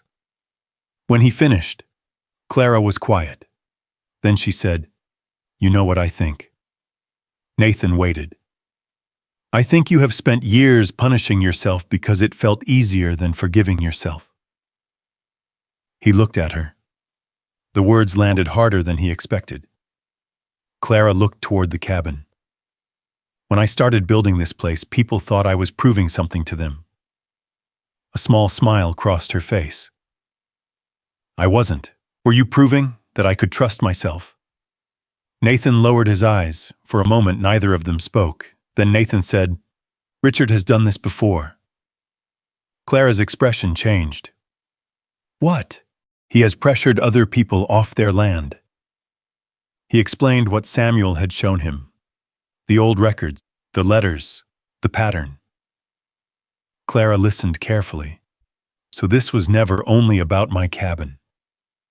Nathan looked toward the valley. It was always about control. The next few days changed. Nathan no longer worked beside Clara like someone trying to repair something broken. He worked beside her like someone building something new. He helped gather information, spoke with Caleb. He visited ranchers who had stayed quiet for years, and slowly, people began opening doors they had kept closed. A widow near the edge of town brought out old documents from a trunk. A rancher admitted Richard had pressured him years earlier. Another man remembered dates and names. The story was bigger than anyone expected. And Richard Voss had no idea that the same people he had counted on staying silent were beginning to speak. Meanwhile, Clara noticed something different about Nathan. He still carried his grief. He still had quiet moments, but he was no longer disappearing into them. One evening, while they sat outside the cabin, Nathan handed her a small stack of papers. "What are these?" "Copies of everything we found." Clara looked at him. "You trust me with them?" Nathan smiled slightly. "I trust you with more than papers." The words hung between them. Neither moved, neither looked away. Then Clara carefully placed the documents beside her. "Thank you, Nathan." He nodded. This time the words meant something different, because this time he had not come to rescue her. He had come to stand with her, and below the mountain, in the town of Silver Creek Crossing, Richard Voss received news that made him set down his morning newspaper. People were talking, not about Clara, about him. For the first time in years, Richard was not controlling the story, and he knew exactly who was responsible. Nathan Calloway, the man who had once walked away, the man Richard believed would always choose silence. Richard folded the newspaper slowly, then he smiled, because men like Richard Voss did not give up when people challenged them. They simply looked for a different way to win. And this time, he planned to use Nathan's own past against him. Richard Voss sat behind his large oak desk that evening, watching the last light disappear beyond the hills. His office was warm. A fire burned in the stone fireplace. A glass of whiskey sat untouched beside a stack of papers. Everything around him showed the life he had built, the ranch, the land, the respect. But the papers on his desk bothered him. They were not about cattle. They were not about money. They were names, people who had started talking. Richard picked up one of the documents and read through it again. Samuel Reed, Caleb Turner, several ranch owners, even people who had once thanked him for opportunities were now willing to tell stories he thought had been buried. Richard placed the paper down. He had spent years understanding people. Most people could be persuaded. Some could be bought. Others could be frightened. But he had made one mistake. He underestimated what happened when people became tired of being afraid. High in the mountains, Clara Whitaker was learning the same thing. She had spent so long fighting alone that she did not know what it felt like to have others step forward beside her. The morning after Nathan returned with the old records, a wagon appeared near her cabin. Clara looked up from the fence she was repairing. An older woman climbed down slowly. Her coat was faded from years of use. In her hands was a small wooden box. "Are you Clara Whitaker?" Clara set down her hammer. "Yes." The woman walked closer. "My name is Margaret Ellis." Clara recognized the name. One of the families Samuel had mentioned, the woman who lost her land years earlier. "I heard you were collecting information about Richard Voss." Clara looked cautious. "Why?" Margaret opened the wooden box. Inside were papers, old receipts, letters, property notices, because I should have spoken years ago. The words were quiet, but they carried years behind them. Clara accepted the box carefully. "You don't have to do this." Margaret looked at the cabin behind her. "I know." She looked back at Clara. "That's why I'm doing it." Later that day, Nathan arrived and found Clara sitting at the table, surrounded by documents. He smiled slightly. "You've been busy."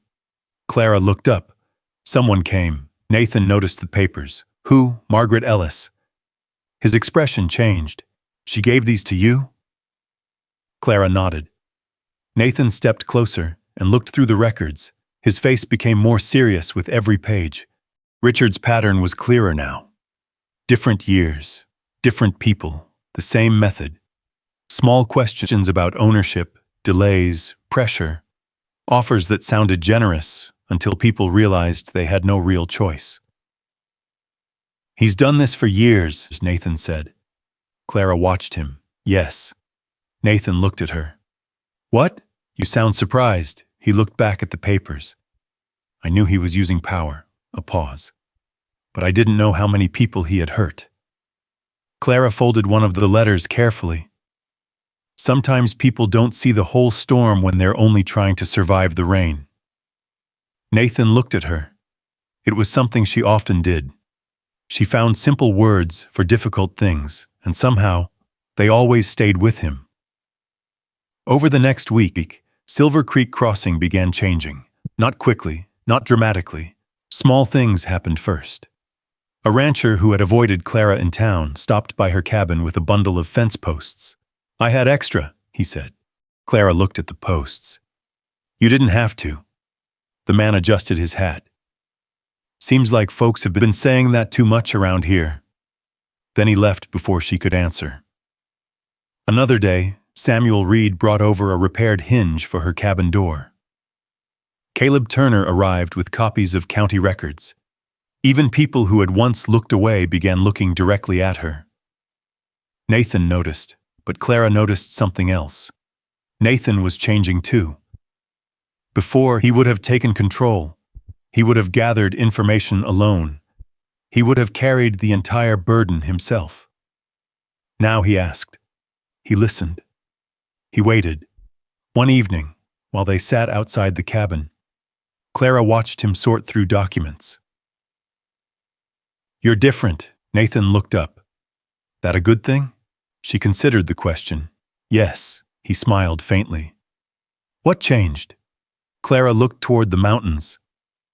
"You stopped trying to carry everything by yourself." Nathan was quiet, because she was right. For years, he thought strength meant carrying every burden alone. Now he understood something else. Sometimes strength meant allowing others to stand beside you. The turning point came when Caleb arrived with news. He rode up the mountain quickly, his horse covered in dust. Nathan immediately stood. "What happened?" Caleb removed his gloves. The county clerk found something. Clara stepped closer. "What?" Caleb reached into his coat and pulled out a folder. Richard's original land records. Nathan opened it. Inside were copies of old filings, dates, signatures, property transfers, and something else, a mistake Richard had made years earlier. "He thought nobody would check this far back," Caleb said. Nathan studied the papers. "What does it show?" Caleb looked at Clara. "Your land purchase is valid." A silence followed, not because the fight was over, but because for the first time they had proof. Real proof. Clara touched the edge of the folder. For a moment she said nothing. Then she looked at Nathan. I almost left. Nathan's expression changed. When, after the hearing, she looked down, I thought maybe everyone was right. Nathan shook his head. They weren't. Clara gave a small smile. You don't know that. Yes, I do. His answer came quickly. She looked at him. Nathan softened his voice. Because I know what I saw. What? You built that cabin when nobody believed you could. The wind moved between them. You built it before anyone decided to stand with you. Clara looked away. For a moment she did not say anything. Then she quietly replied, Thank you. But the fight was not finished. Richard still had influence, and he still had one weapon left. Nathan. A few days later, a message arrived. Richard Voss was calling a public meeting in Silver Creek Crossing. Everyone was invited. Everyone would hear his side. Nathan read the message twice. Clara watched him. What is it? Nathan folded the paper. He wants the town to hear him. She studied his face. And you think he wants to talk about the land? Nathan did not answer immediately, because he knew Richard. The land was only part of the story. Richard wanted to remind everyone who Nathan Calloway used to be, the man who failed, the man who stayed silent, the man who walked away. That night, Nathan stood outside Clara's cabin looking toward the distant lights of Silver Creek Crossing. Clara came beside him. You're afraid. Nathan looked surprised. I didn't say that. You didn't have to. A small smile appeared on his face. She had become very good at reading him. Yes, he admitted. Clara looked at him. Why? Nathan watched the valley. Because he's right about one thing. What? I did fail before. She was quiet. Then she said, But you're not standing in that same place anymore. Nathan looked at her. No. A long pause. I'm not. The next morning, the people of Silver Creek Crossing gathered. Richard Voss stood at the front of the town hall. He looked confident, calm, certain. Then the doors opened. Nathan Calloway walked inside. Beside him was Clara Whitaker. Behind them came the people who had finally decided they were done being silent. Richard's expression changed, only slightly, but enough, because for the first time in years, he was not facing one person. He was facing a town that had remembered its voice. The meeting hall in Silver Creek Crossing had never felt so crowded. Every wooden bench was filled. Ranchers stood along the walls. Shopkeepers gathered near the back. People who normally avoided taking sides had come to listen. Outside, horses were tied along the fence posts, their reins moving gently in the cold morning wind. Richard Voss stood at the front of the room with the same calm expression he always wore, a man who looked like he had already won. Nathan noticed it immediately. Richard was not nervous, not yet. Men like Richard did not become powerful because they never lost. They became powerful because they convinced people they could never lose. Caleb Turner stood beside the county clerk with the documents they had collected. Samuel Reed sat near the front. Clara sat quietly beside Nathan. She was not hiding. She was not trying to appear stronger than she was. She simply sat there with her hands folded over the small leather notebook where she kept her records. Nathan looked at her for a moment. Months earlier, she had arrived in town carrying a few supplies and a dream nobody respected. Now she was sitting in front of the same people who once whispered about her, not because someone had rescued her, because she had refused to disappear. Richard stepped forward. Thank you all for coming. His voice carried easily through the room. I know there has been confusion about Mrs. Whitaker's property. Nathan watched the crowd. Some people still looked uncertain. Richard knew how to speak to uncertainty. He continued. I want everyone here to understand that I have never wanted to harm anyone. A few people shifted. Clara remained still. I offered Mrs. Whitaker a fair price for land she may not have been prepared to manage. Nathan felt Clara's hand tighten slightly. Not in fear, in restraint, Richard noticed. He always noticed small reactions. That offer was rejected. He turned toward the crowd, and instead of accepting a reasonable solution, some people have decided to turn this into a personal attack against me. Caleb stepped forward. That is not what this is about, Richard looked at him. Isn't it? The room became quiet. Richard smiled slightly. Mr. Turner, you have been helping these people gather old records. Records from years ago, yes. Stories from people who are unhappy with decisions they made. Caleb's face remained steady. People who lost property because of pressure they should never have faced. Richard looked around. Pressure? He almost laughed. Or consequences. A murmur moved through the room, then Richard turned toward Nathan. And Nathan knew this was the moment. You know, everyone here knows Nathan Calloway. The room became still. Richard walked slowly. Some remember him as a successful ranch owner. He paused. Some remember him as a good neighbor. Another pause. And some remember what happened when he had the chance to help someone and chose not to. Nathan felt the old memory rise, the old shame, the same one that had kept him away from people for years. Richard continued, I find it interesting that the loudest voice against me now belongs to a man who once stayed silent when another person needed him. The room was silent. Nathan could feel everyone watching, waiting. This time was different. Years ago, he would have looked away. He would have let the moment pass, but Clara sat beside him, and he remembered what she had said. She never needed him to fight for her. She needed him to stand beside her. Nathan stood. The movement surprised everyone, including Richard. Nathan walked toward the front of the room. For a moment, he said nothing. Then he looked at the people who gathered there. Richard is right about one thing. A few people exchanged looks. Nathan continued. I did fail someone. The room stayed quiet. I made a promise years ago. I said I would help a neighbor protect his land. His voice remained steady, and when things became difficult, I stepped back. He looked down briefly. I told myself I was avoiding making things worse. A pause. But the truth is, I was afraid. No one moved. Nathan had spent years hiding that truth. Now he spoke it openly. I was afraid of failing again.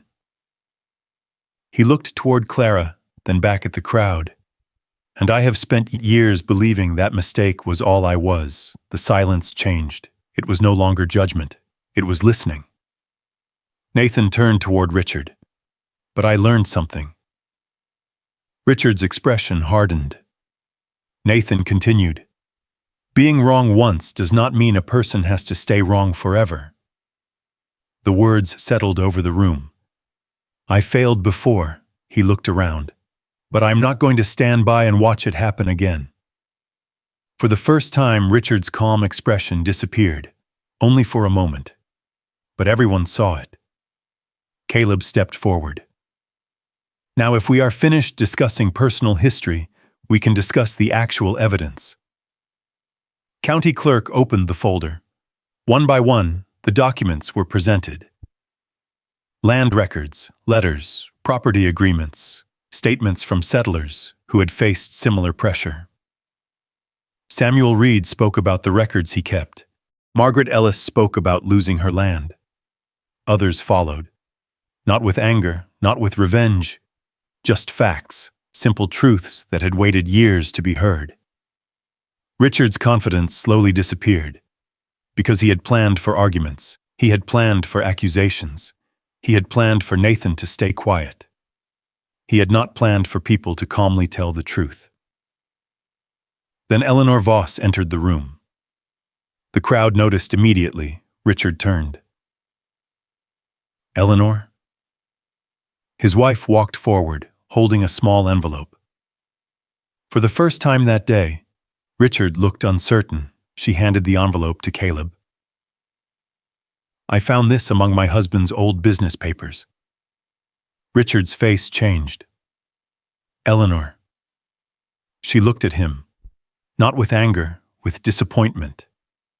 Inside the envelope were copies of agreements, old agreements, proof that Richard had known about several questionable land claims.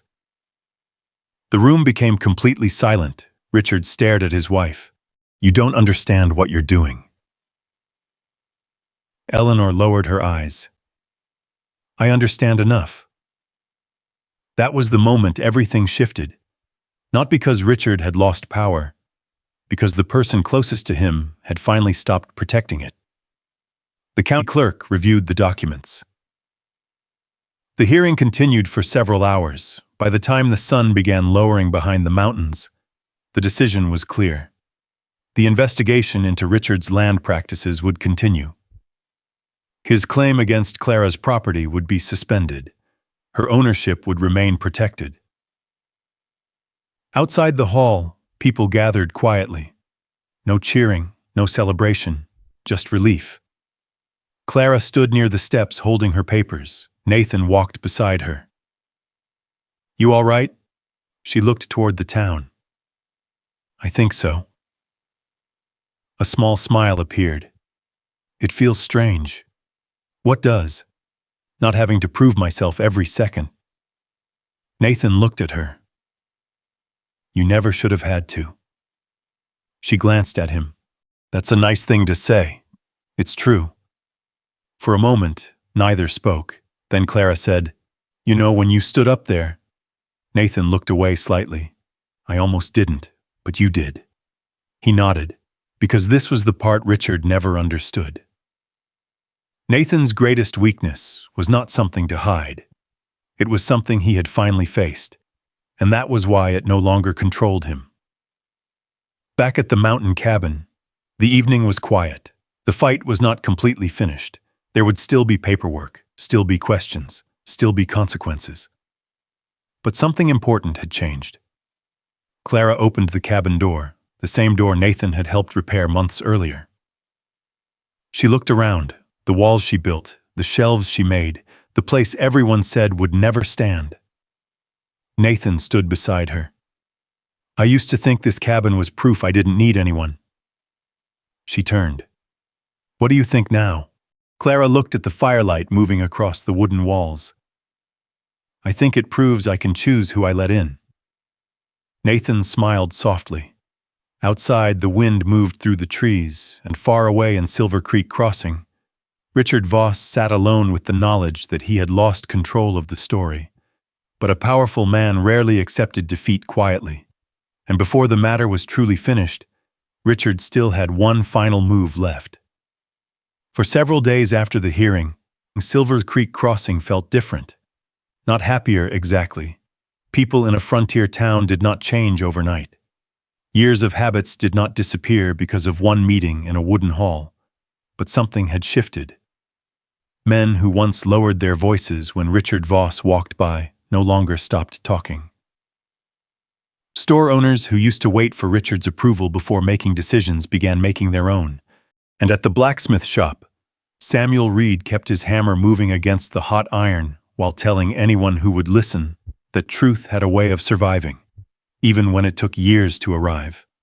Richard noticed. That was what bothered him most. Not the lost claim, not the documents, not even the investigation. It was the fact that people no longer looked at him the same way. A man could lose money and recover. A man could lose land and buy more. But losing the fear people carried for him was something different. Richard spent his mornings inside his office, surrounded by polished furniture and expensive papers, the same room where he had planned deals, the same desk where he had signed agreements. Now those papers seemed heavier. Eleanor rarely spoke about what happened. She did not argue, she did not accuse him. She simply stopped making excuses for him. And somehow, that silence bothered Richard more than anger would have. Meanwhile, high in the Colorado mountains, Clara Whitaker woke each morning to the sound of the wind moving through the pine trees. Her cabin still stood. The walls were not perfect. Some boards were darker than others. The floor creaked in places.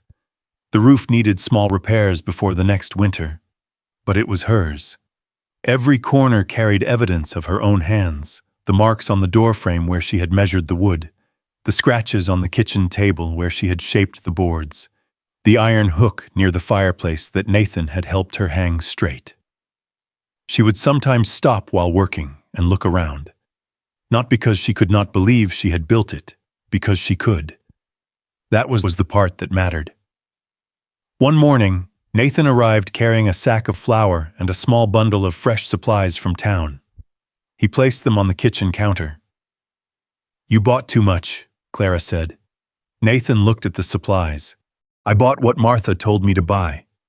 Clara smiled slightly. "That explains everything."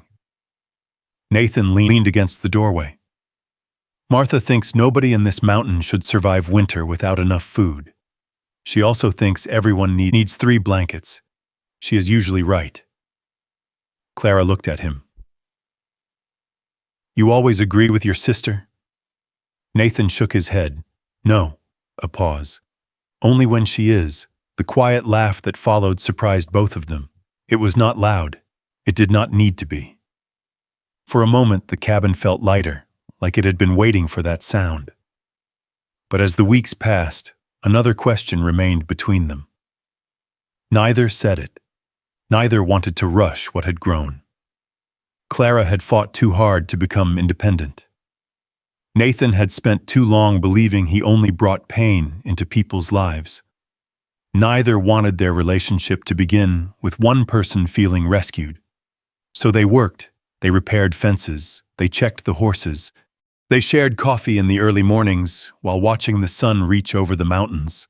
Sometimes their hands touched while reaching for the same tool. Sometimes they looked at each other a second longer than necessary. And sometimes neither of them said anything at all. The silence was no longer empty. It was comfortable. Then one afternoon, Caleb Turner arrived at the cabin with a folded document. Nathan saw his expression and knew immediately something had happened. "What is it?" Caleb removed his gloves. The county finished reviewing Richard's claims. Clara stepped closer. "And," Caleb handed her the paper, "the claim against your land has been officially rejected." She stared at the document. For a moment, she did not move. Then she carefully folded it and placed it inside her notebook. Not on the table, not tossed aside, carefully, like it was something earned. Nathan watched her. "You all right?" Clara looked toward the window. The mountain stretched beyond the glass. The same mountain where she had arrived with a wagon and no promise that she would succeed. "I think I am." Caleb smiled. "You should be proud." Clara looked down at her hands, the same hands that had carried logs, the same hands that had split kindling, the same hands that had been laughed at. "I am." That evening, the 3 of them shared supper. Nothing fancy, beans, fresh bread, coffee. But there was something different about the room. The fear that had followed Clara for months was gone. The fight was over. At least that fight. Later, after Caleb left, Nathan stood outside the cabin watching the last light disappear behind the mountains. Clara stepped beside him. "You're thinking too loudly." Nathan looked at her. "I didn't know I was making noise. You weren't." A small smile crossed her face. "I just know that look." Nathan looked back toward the valley. "For a long time I thought losing my family meant that part of my life was finished." Clara stayed quiet. He continued, "I thought the best thing I could do was stay alone. That way I couldn't hurt anyone else." The wind moved between them. "But this place?" He looked at the cabin. "You changed this place." Clara shook her head. "No." Nathan turned. She looked at the wooden walls. "I built it." A pause. "But you helped me remember I didn't have to build everything alone." Nate looked away for a moment. Those words meant more than she knew, because that had been the thing he had forgotten. Not how to work, not how to survive, how to belong. The following week, Silver Creek Crossing began to look different. People started traveling up the mountain road, not because they wanted something from Clara, because they wanted to help. Samuel brought new hinges for the cabin door. A rancher from outside town delivered extra lumber. A neighbor repaired a section of the trail after heavy rain washed it out. The same people who once watched Clara struggle now watched her home become part of the valley. One afternoon, a young girl from town stood outside the cabin with her mother. The girl stared at the walls. "Did you really build all this?" Clara smiled. "Yes, with your own hands." Clara looked down at her hands, then back at the girl. "Yes." The girl looked amazed. "I want to learn how." Clara opened the door. "Then come inside." Nathan watched from the fence line. He realized something. The cabin was never just a shelter. It had become proof. Proof that a person could start over. Proof that a person could be underestimated and still rise. Proof that two people carrying old wounds could find something worth protecting. That evening, Nathan found Clara sitting near the fireplace, looking over the plans she had drawn for the cabin. "What are you working on?" She folded the paper slightly. "An addition." Nathan raised an eyebrow. "You're already changing things?" "Not changing." She looked at him, growing. He nodded. "What kind of addition?" "A bigger kitchen," she smiled. "And maybe a small guest room." Nathan looked around the cabin. A place that once had only held one person's determination. Now it was holding something else. Possibility. Clara noticed his expression. "What?" Nathan shook his head. "Nothing." She studied him. "You're not very good at hiding things." He smiled faintly. "Neither are you." The fire crackled between them. Outside, the mountains became dark. And for the first time in many years, Nathan Calloway was not afraid of tomorrow. But there was still one thing left between them. A question neither had answered. Because a home could be built with wood and stone, but a life together required something much harder. A choice. For Clara Whitaker, choices had never come easily. Most of her life, other people had made them for her. They decided what she could do. They decided what she could not do. They decided how much space she was allowed to take up in a room, at a table, or in someone's heart. That was why the cabin on the mountain mattered so much. It was not just a collection of logs and nails. It was the first choice she had ever made that nobody could take away. And now, standing in the doorway on a cool spring morning, she watched sunlight spill across the wooden floor and wondered if there was room for one more choice. Outside, the Colorado mountains were waking after winter. Snow still rested on the highest peaks, but the valley below had begun to change. Small flowers pushed through the grass. The creek beside the property ran louder each day. The horses moved restlessly in the pasture, sensing the warmer days ahead. Nathan Calloway stood near the fence, repairing a broken section of wood. He worked the same way he always had, quietly, carefully, never asking for attention. Clara watched him for a moment before stepping outside with 2 cups of coffee. "You missed a nail." Nathan looked over his shoulder. "I did not." She held out the cup. "You did." Nathan walked over and took the coffee. "Are you sure?" Clara pointed toward the fence, second board from the left. Nathan looked, then he smiled. "You're right. I usually am." He nodded seriously. "That seems to be becoming a problem for me." She laughed softly. The sound carried across the yard. Nathan had heard Clara laugh before. But something about that morning felt different, maybe because there was no storm coming, no argument waiting, no person trying to take away what they had built. Just the two of them standing outside a cabin that had once seemed impossible. Nathan looked toward the mountains. "When I first saw you here, I thought you would leave before winter." Clara raised an eyebrow. "That sounds almost like an apology." "It is." She looked at him. "Almost." Nathan smiled slightly. I'm still working on those. Clara took a sip of coffee, I noticed. For a moment neither spoke, then Nathan reached into his coat pocket. He pulled out something small, a key. It was simple, made of iron, nothing fancy, no decoration, just something strong enough to last. Clara looked at it. What is that? Nathan held it in his palm. I had Samuel make it. She stared at the key. For what? Nathan looked toward the cabin, then back at her. For this, Clara did not take it right away.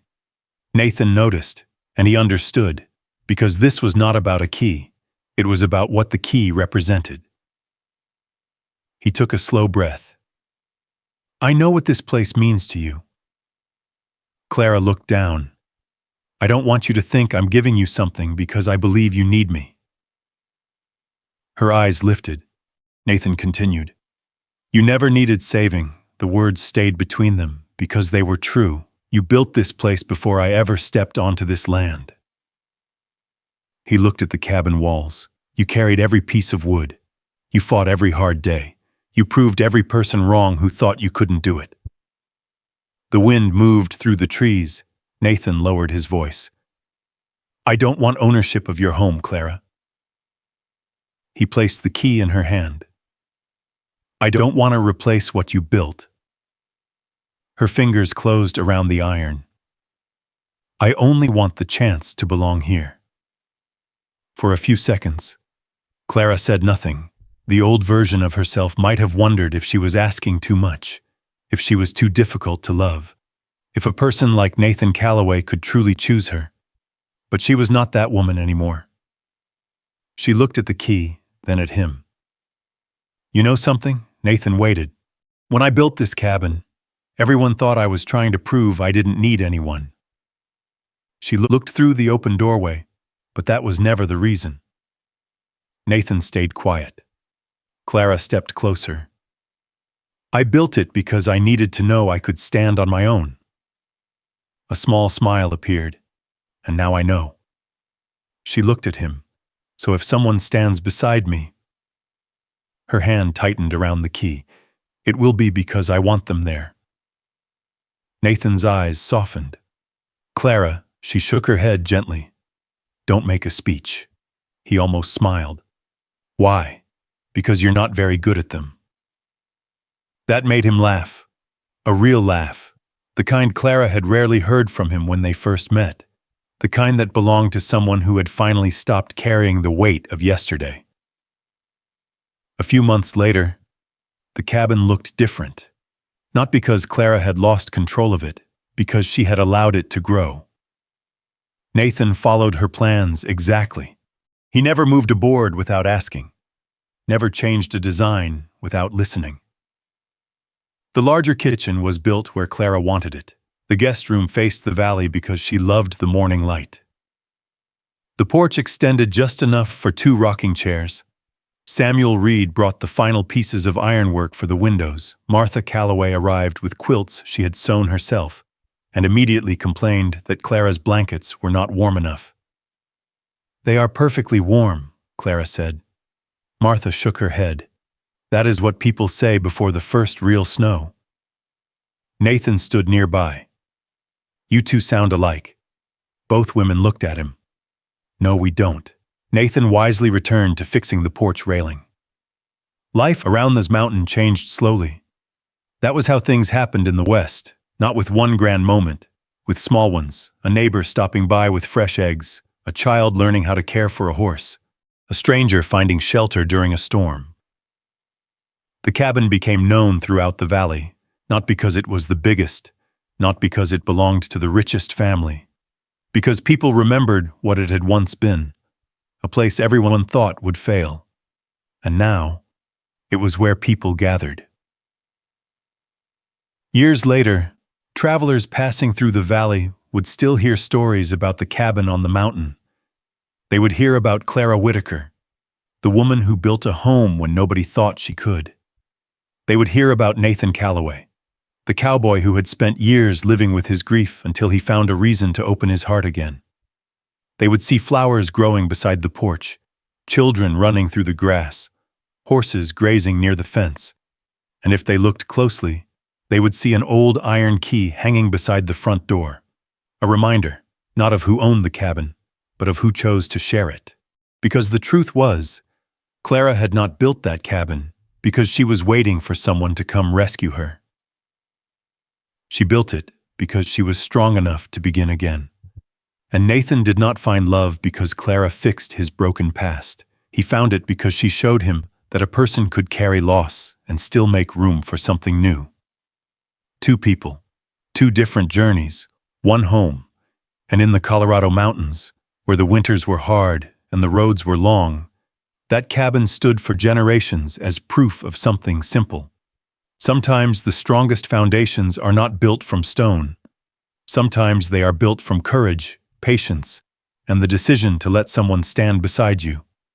The same place people once called impossible became the place where two lonely hearts finally found home. Imagine standing where Clara stood, with nothing but a few supplies, an uncertain future, and a dream that others were too quick to dismiss.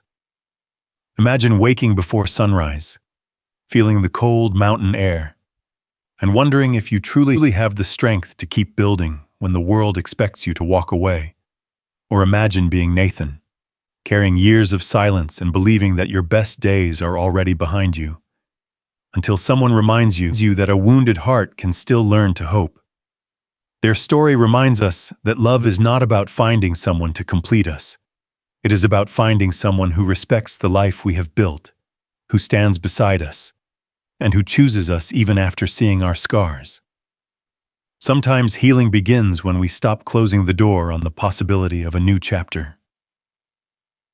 If Clara and Nathan's journey touched your heart, tell us in the comments, what would you have done if you were in their place?